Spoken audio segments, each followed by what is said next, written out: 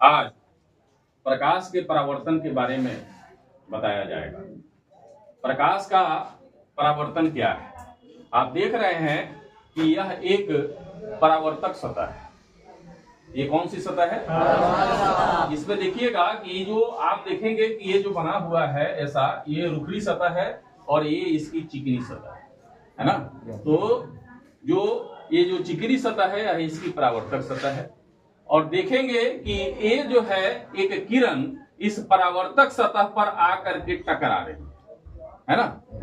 तो वैसी प्रकाश की किरण जो किसी परावर्तक सतह पर आकर टकराती है उस किरण को आपतित किरण कहा जाता है। यहाँ देखेंगे आप, ये जो है सो आपतित किरण, और यह किरण टकराने के बाद निश्चित नियमानुसार वापस लौटती है।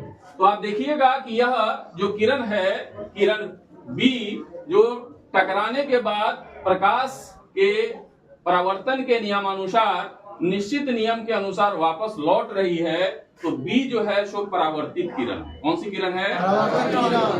और आपतित किरण जिस बिंदु पर आकर के टकराती है उस बिंदु को आपतन बिंदु कहा जाता है। वो जो है सो आपतन बिंदु है।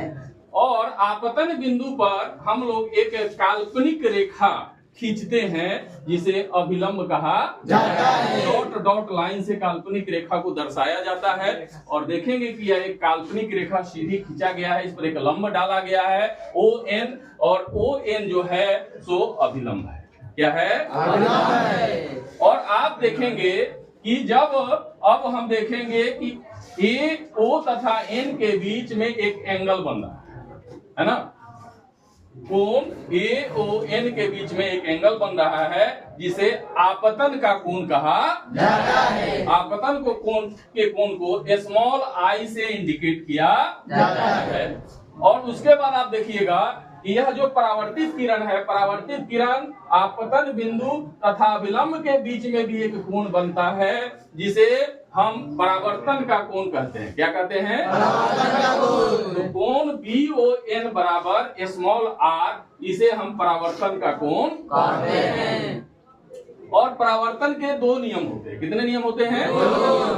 कहता है कि आपतित किरण यानी A, परावर्तित किरण यानी B, तथा आपतन बिंदु पर डाला गया अभिलंब, तीनों एक ही प्लेन में होते हैं, एक ही समतल में होते हैं।